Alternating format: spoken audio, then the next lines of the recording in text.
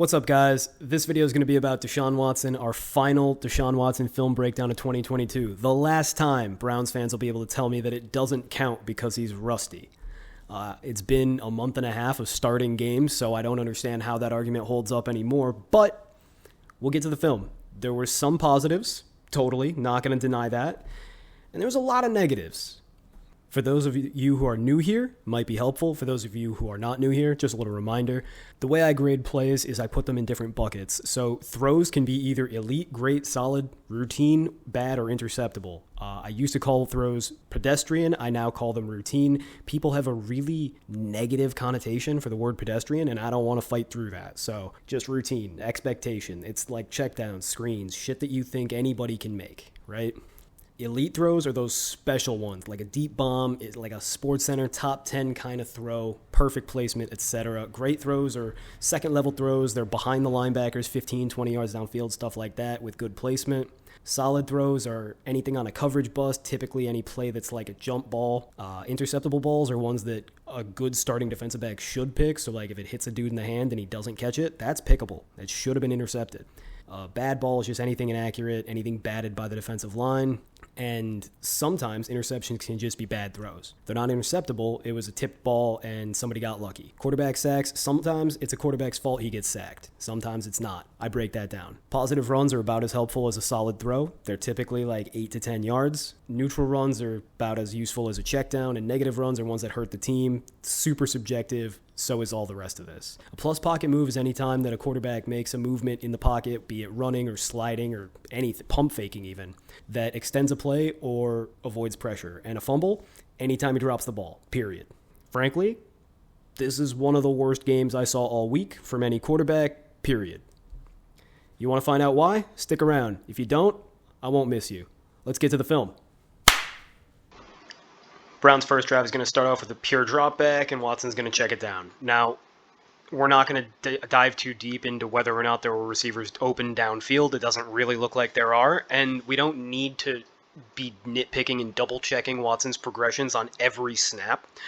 We've now got 6 weeks of film to go off of on this year, and his processing or lack thereof is going to show up on its own. Again, nice little check down. Seems in time, routine play, totally fine.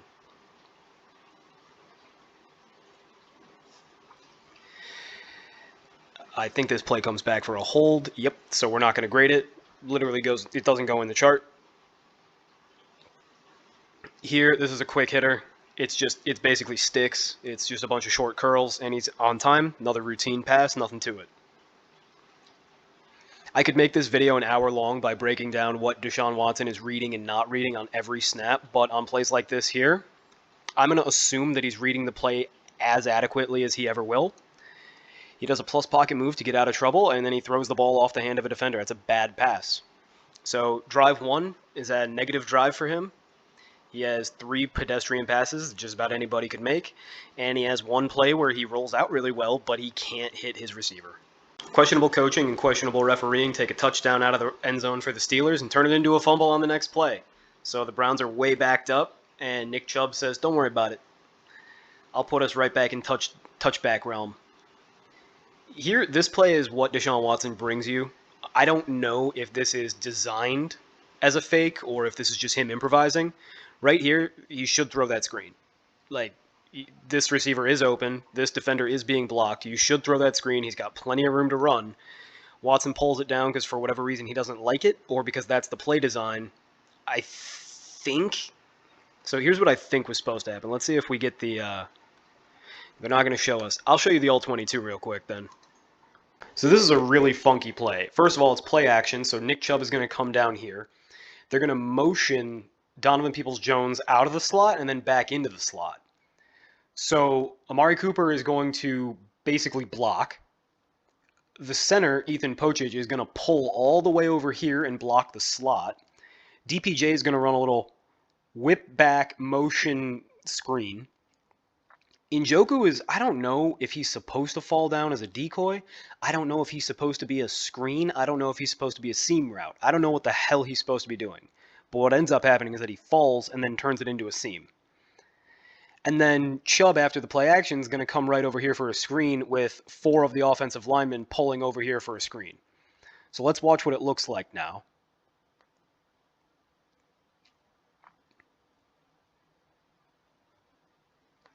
Now, I think Watson is allowed to throw the ball over here to DPJ, and frankly, I think he should have. He would have had one man to beat 10 yards upfield, and eventually Pochich is going to get out there, so if DPJ wants to cut it back, he will have a lane and a blocker. That being said, Njoku falls over here. Again, I don't know if he was supposed to block somebody and just tripped. I don't know if this is part of the play. I don't know what the hell it is. Whatever it is, Chubb is covered on this screen, so it's not an option. That said, Watson is looking at Njoku, so maybe this was by design. Whatever the thing may have been designed to be, it ends up being David Njoku completely uncovered on a really weird trick play. The problem is that 77 over here, I think that's Teller, is like 3 yards downfield. And that's 4 yards downfield, and that's not okay. So all in all, this play isn't gradable, but it is really funky. So another straight drop back, and this is no more difficult than a curl, right? It's 15 yards downfield, so I guess I'll give him a solid grade for it, but this is just a curl. It gets to the back of his drop, wide open receiver. It's not even particularly well placed. Solid throw, nothing to write home about.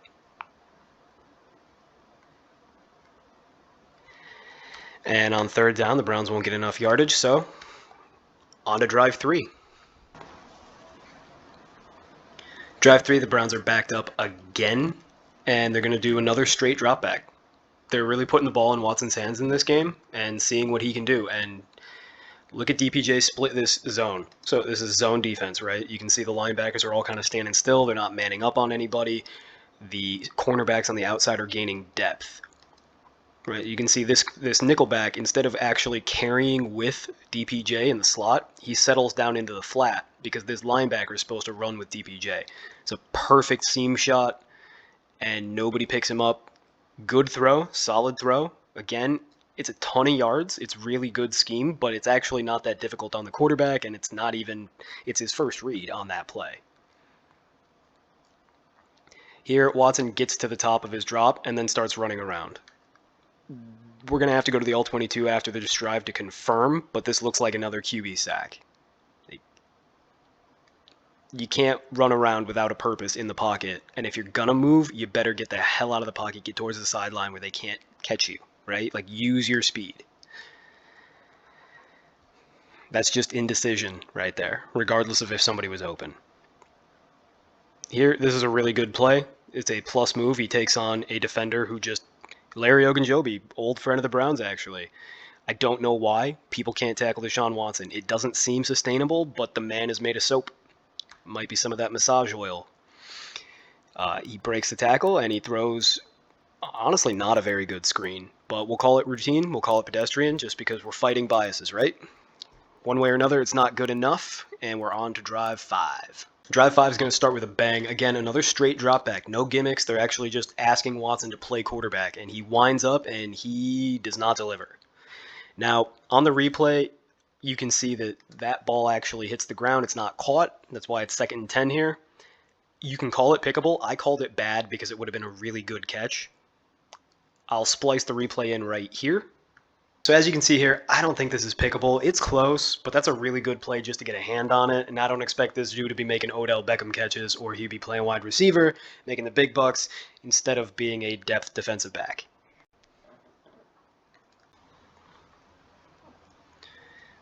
So after that near interception, regardless of how we're going to grade that, Browns come out with a halfback draw, and then on third down, again, they're asking a straight drop. No play action, no gimmicks. He's got plenty of dudes open. I'm not even going to break it down. Ton of open receivers, and he finds one of them for a solid throw. Was Harrison Bryant wide open? Yes, but Watson found him, and he threw the ball downfield with excellent velocity. That's everything you need. This is a solid throw. Positive play.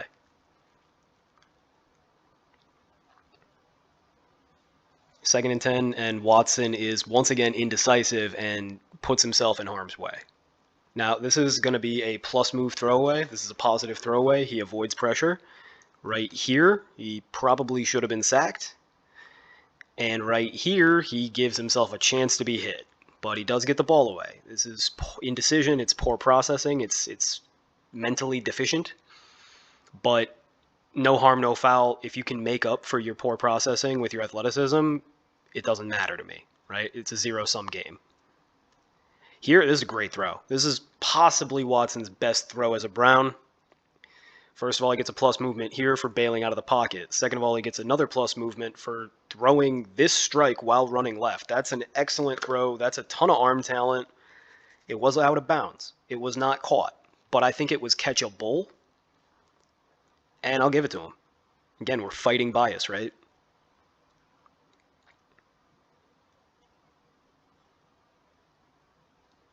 Finally, the Browns go play action. That linebacker, I don't know. I really don't know. One way or another, it's a plus move and a pedestrian throw. But just look at this. Tell me that this is sustainable. Tell me that you can have a linebacker screaming in at the quarterback and a free rushing defensive tackle next to him, and neither of them are going to actually touch him. Now, you can say that that's just the insane craftiness and slipperiness of Deshaun Watson. Nobody has had as much massage oil soaked into their skin. It has left him as a superhero that is ungrabbable. Or you can say, dude got lucky, backup linebacker got overzealous, and it just keeps happening. I don't know, but I'm going to give it to him. I'll give it to him until it stops working. Because at this point, I don't want to be caught saying that his pocket evasions are coincidence or luck when they keep happening, and I'm trying to avoid any bias I might have against him from my preconceived notions that he's not very good, right? Here, this is a really well-designed play. Really well-designed play action, wide open to the tight end, touchdown. It's a routine throw. There's not even any plus movement. A lot is going on, but Jacoby Brissett makes this play 100% of the time. He's not a starting quarterback. So, for once, we got to give it up for Kevin Stefanski. Golf claps. Little baby claps. On to the next drive. So, I forget which drive it is, but it's the last drive of the first half, second quarter. The Browns are forced to do straight dropbacks, pure progressions, pocket passing, and first throw, Watson's not off to a great start. It gets caught, but that's a worm burner. That's right into the ground. So that's a bad throw. We'll grade it as pedestrian, but we know better. It doesn't matter because on the very next play, Watson gives the ball directly to the safety. I don't know what the fuck he's thinking. This is triple coverage. He's late. I'll show you the all-22 because it's just ghastly. Like, this is fucking... Oh, they got the all-22 on the replay. I don't even have to get to the other stream. But you'll see he's got plenty of time and a clean pocket, and the ball is late. It does not have enough velocity. It is underthrown. Just every way he could fuck up, he did. And that's what happens when you ask Deshaun Watson to drop back and be a pocket passer, use his savvy, and go through progressions. He can't. I was mistaken earlier. Drive 6, the Browns will get something of a drive with 30 seconds left in the first half. And Kevin Stefanski's back at it again with stupid shit running quarterback draw. I don't know why. 33 seconds, no timeouts, or one timeout rather. No timeouts anymore. Those 7 yards were really worth all that time taken off the clock. I don't understand. And then Watson with just a pitiful screen attempt. I'm not sure if the Browns simply already had headed into the locker room and given up on this half, but that was a really, really sloppy first and second down. Sure, he gets the routine play on third down, the little gimmick slant, the Jimmy Garoppolo special to get the first down and move the chains, but there's 7 seconds left, and he does not have the arm to get it to the end zone.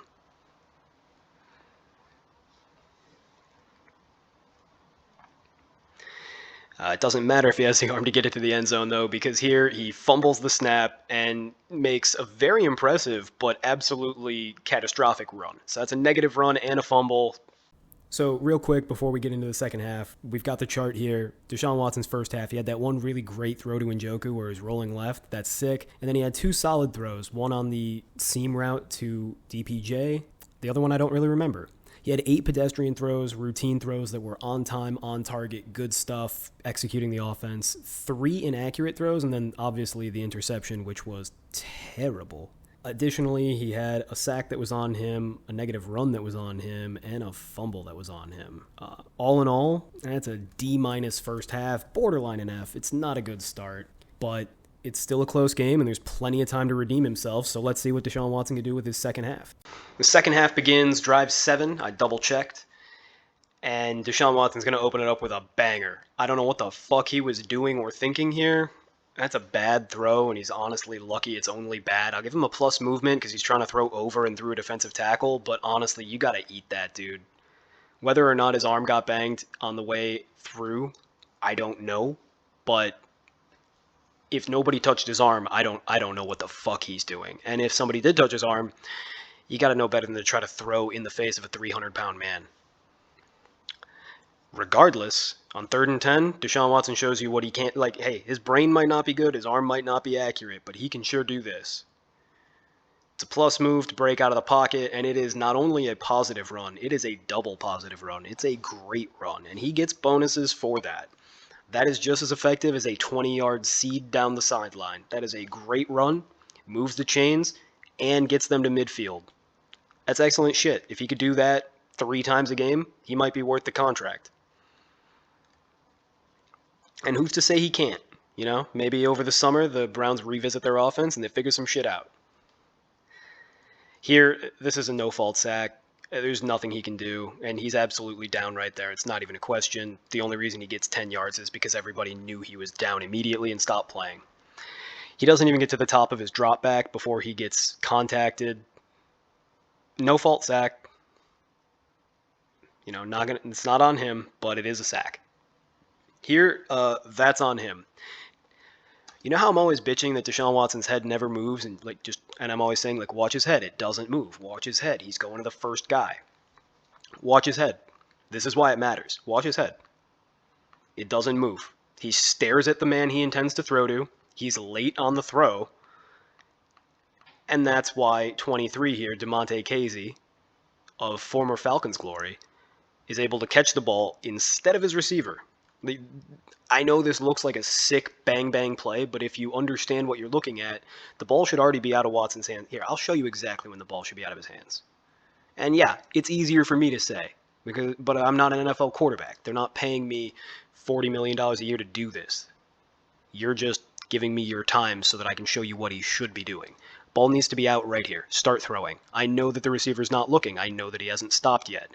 You throw the ball early and you let the receiver run under it. Instead, this is the latest you can throw this ball. Instead, he throws it late. Kazee's able to jump the route because he can read Watson's eyes. They're pointing exactly at the target the entire time, telegraphing the play. Drive 8. Believe it or not, it is still a game, technically. The Browns are down 13 points. This can be done. And breaking a tackle with a plus movement and making a positive run is a good way to get that started. So Watson is on track. Here, clean pocket, bails out of it. This sack is on Watson. Right here, you stay right there.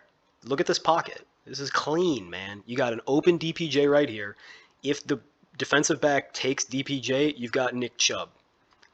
You already missed David Bell on his curl. You're too late for that. But as it stands, stay in this pocket. Instead, he rolls outside.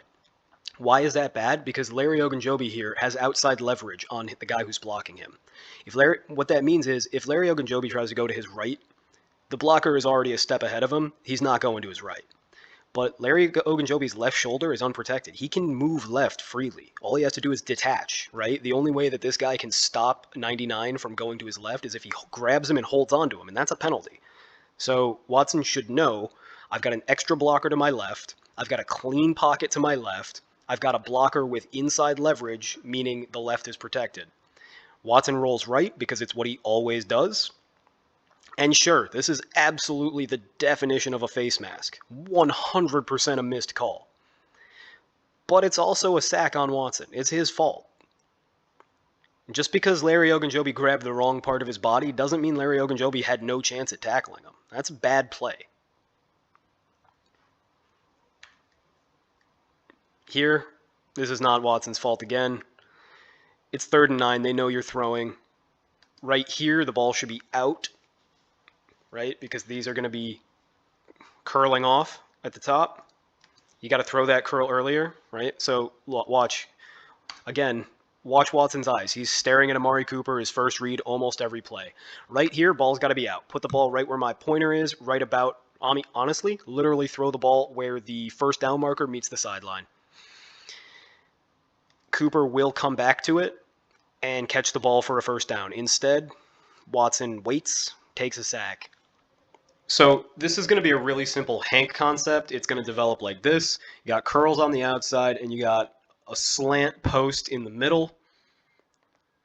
They're also going to release Hunt out of the backfield, and Njoku's going to do the same. So this is literally the same play that the San Diego Chargers run on every single 3rd down. And as you can see, you've got off coverage on the outside.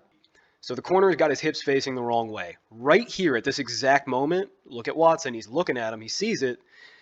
He needs to be throwing the ball right now. Like, it needs to be coming out of his hand in the next millisecond or two. So that when DPJ eventually turns around, right here, the ball is hitting him in the face. That's called anticipation. That is how you throw a guy open. Instead, Watson does not get rid of the ball in time. He holds on to it an extra 1/4 of a second, and that's enough for a sack. So because Watson's a little bit late, just a little bit late, it turns into a sack. This is a negative sack. You got to hit the guy in time. Drive 9, it's really crunch time. You got 1/4 to really pull something out of your hat here, and Watson is late on his read again. They're running a stick concept. It's a curl, it's a curl, it's an in, it's a slant. It's a halfback release valve. The ball needs to be out when his back foot hits the top of his drop, and instead Watson is scared. He is not processing. I don't know if it's that he's not seeing it, or that he doesn't trust himself, or that he's lacking confidence. He's feeling the pressure impending because of how many times he's been hit today. I don't know. Whatever it is, he fucked up. I'll play the game where I tell you exactly where he should be throwing again. Right here. Ball needs to be out. I know he's looking at Amari Cooper because that's what he always does, but Njoku's open. Both of these receivers are going to be open. Here's the latest you can throw this ball. Like, you should glance, see Njoku, and put the ball around knee height in front of him. Yes, Robert Spillane, I know that guy, could make a play and try to blow through Njoku's shoulder blades, but he's not going to get to the ball. At the worst, it'll be an incompletion, and that's a lot better than taking yourself for a negative run, which is what this play is. It's a negative run. It's a bad play. On 2nd and 9, they hand off. Nick Chubb actually had a renaissance game, looked like himself again. Here, again, clean pocket, and Watson throws a strike. Steps up, again, totally clean pocket. Line of scrimmage is about the 50. Ball's at about the 30.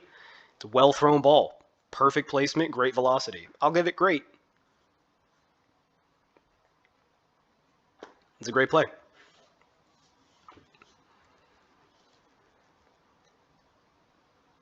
Now they're in the red zone, things become more difficult. DPJ was open the entire time, Watson doesn't see him. Take a look. So they're out of a triangle formation left, a bunch triangle. DPJ is wide open on the slant. Watson actually threw a touchdown on this same play against Washington last week. But for whatever reason, Watson is looking at him and doesn't pull the trigger. He's gun shy. I don't know why, but it's a recurring theme. You're noticing it a lot. DPJ couldn't be more open. Like, he could have a picnic right here, and nobody's going to be able to get to him before the ball arrives. Still open. Throw the fucking ball, dude. And there's the sack. That sack is on Watson completely. His poor processing led to a sack, even though he got plenty of protection from his offensive line. Now, he gets bailed out because apparently tackling Deshaun Watson is a penalty. But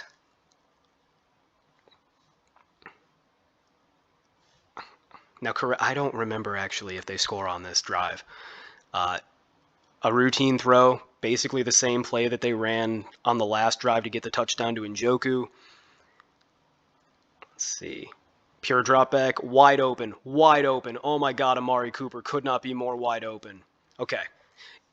It's all for naught, but I'm just saying, if you guys remember the Odell Beckham Sr. video where Odell's dad was bitching about how Baker Mayfield's never finding Odell.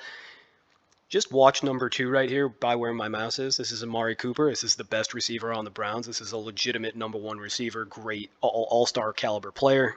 Watch him. Don't look at the play. Watch him. Looks kind of open. Looks kind of open again. Holy shit, dude. You are staring at him, and he's open. And so is Njoku over here. Watson is staring at 2 open dudes and not throwing the ball. What the fuck is going on? Now you can see Amari Cooper throw his arm up as if to say, dude, please fucking do your job. I'm so open. I don't need the all-22 to show you that there are open dudes here. And so I'm not going to waste my time going and looking for it. Now Watson makes a positive play. It's a plus pocket movement to avoid this rush. We'll go through it again. All right. Right there.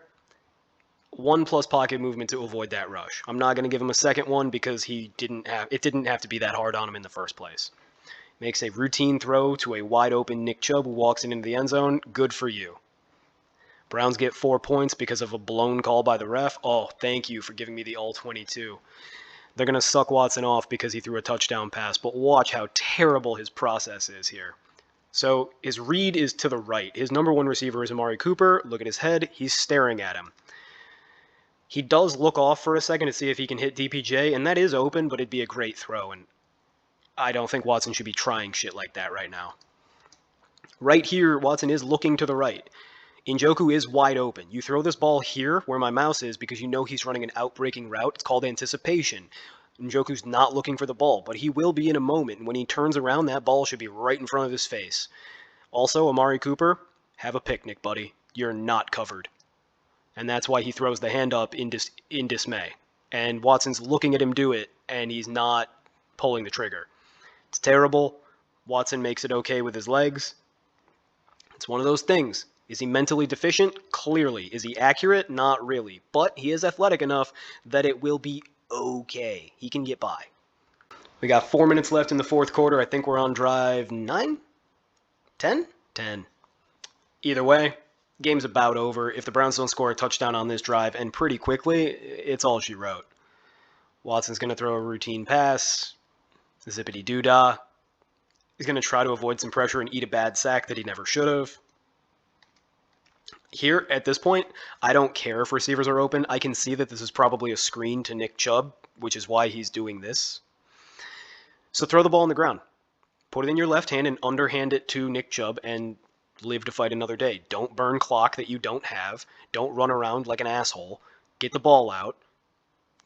Try to play the next down. That's a quarterback sack. That's on Watson. Bad. Bad Watson. That's much better. That screen was executed properly. Routine play.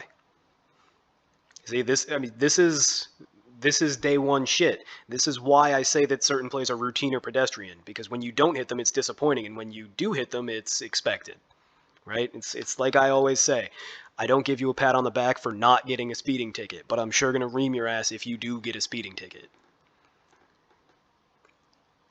Here, I don't know what the fuck Watson thinks he's doing on 3rd and 12 running for 3 yards.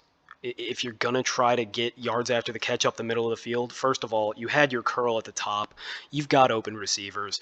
But more importantly, you've got Chubb right here. Nick Chubb is a much better runner than you. That's why he's a running back. And probably the best in the NFL. Get him the ball instead of running behind him for less yards. It's just bad decision making. It's panic. It's indecision. It's the same thing we've seen all day from him. And again, you don't need the all-22 to see that he at the very least had one option better. 4th and 6, clean pocket. You see his posture. He's standing straight upright. Nobody giving him a hard time whatsoever. And boy, does he drive this ball. Now, it's not a perfect throw. If this is a perfect throw, I'd give it a great ball. But it's a solid ball. It's a jumper. It's behind Njoku. He has to reach back over the safety to catch it. But it is a tight end. It is a big tight end. He gave him a chance to catch the ball. The ball was caught. It was well thrown with a good spiral, and it was on time. It just wasn't particularly well placed. So we downgrade it from great to solid because it wasn't placed super well. But it's still a positive play, and we still give him his props because that's good stuff. This is not as good of stuff. Once again, clean-ass pocket, prevent defense, under 2 minutes left in the game. The Steelers are saying, take your yards. Just you give us a little bit of the time off the clock and you can have as many yards and points as you want. And Watson says, I'm going to try to throw a pick. Is it a good play by 42? Yes. But when you get two hands on the ball, it probably should be going the other way. That's his third or fourth, depending on how harsh you want to be, pickable of the day. And it's basically a wrap for his grade. Sure, he can throw some routine balls to Njoku and wind the clock down, but it's basically over. Here, another plus move and just a terrible late high throw over the middle. That's a great way to get your fifth pickable if you're so inclined. Instead, it's just bad. Much like the entirety of Watson's 2023 season, or 2022 season. Another routine check down. I don't think I have to explain it to you guys at this point. And he ends his game with a sack fumble. I guess he doesn't end it, but it's basically over. He probably wishes he ended it after that terrible pass, bad pass, on a plus move.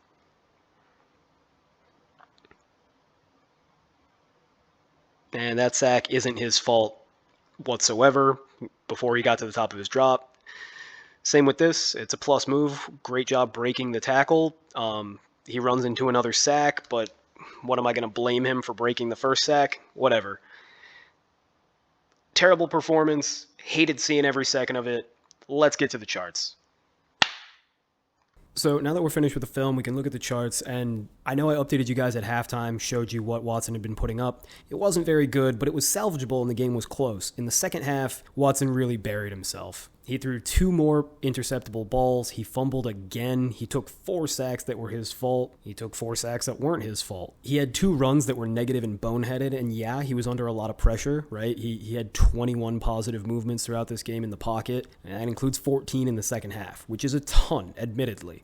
That is what happens when your team becomes one-dimensional because you're down 2 or 3 touchdowns for the majority of the game, right? And part of the reason you're down 2 or 3 touchdowns for the majority of the game is because Watson's making plays like throwing interceptions and taking bad sacks. So on the day, just to recap, he had those 2 great throws, the one to Amari Cooper down the right sideline and the one to David Njoku that was not caught, and honestly, it was probably out of bounds, so I'm being gracious. He also had 4 solid throws, staying in time, hitting players downfield, 13 pedestrian throws for a fairly accurate day by his standards, 65.52% accuracy, but the 7 bad throws and the 3 interceptable throws buried him. He also took 4 negative sacks, had 4 sacks that weren't his fault, 1 throwaway. It was positive, so good on ya. 2 positive runs. One of them was very positive. I gave him a bonus point for that. 1 neutral run, 3 negative runs, just bad ideas, bad timing, 21 plus pocket moves, and 2 fumbles. All in all, that means he had 18% positive plays, 38.6% negative plays. And remember, the league average on positive plays is about 24%, so he's below average. And the league average on negative plays is about 29%. So he's producing significantly more negative plays and significantly fewer positive plays while being inaccurate. 65.5% accuracy, the league average is about 71. This is a bona fide F performance. This is an absolute and abject failure, and I don't think there's really a lot to redeem from it because, yes, he was mobile, and it was really fun to watch him run around in the pocket, but a lot of that came because he was just not processing things from the mental standpoint of the game, and his accuracy was obviously lacking. At this point, we've graded all 6 games, every single one of the 218 dropbacks that Deshaun Watson has taken with the Browns, and the results are terrible, just terrible. As you can see here, he hasn't had a single game that could be considered good. Against Washington, his first half was a disaster. His second half was okay. It was solid. I gave him a B+. I think I was pretty gracious with that. It was salvageable, but anything he might have shown you in the second half versus Washington, he took right back against Pittsburgh. It was terrible. And you would have liked to see some improvement, but his season kind of went like a bell curve. He started off just unwatchable against Houston, and he improved ever so slightly against Cincinnati. He regressed a little bit versus Baltimore, played pretty bad against New Orleans, had a slight uptick against Washington, and then came crashing back down against Pittsburgh. Now, I'll probably do a season in review video on him later in the summer when we are scratching our throats and praying for a little bit of football to get us through the meager months, but if you just compare what he did to the league average, on the year, 63.3% accuracy. League average is 71.8. Positive play rate, 17.7. The league average is 24.2. Negative play rate, 28.9 is the average. He came in at 36.8. There's no facet of the game in which he is even average. It's exclusively terrible.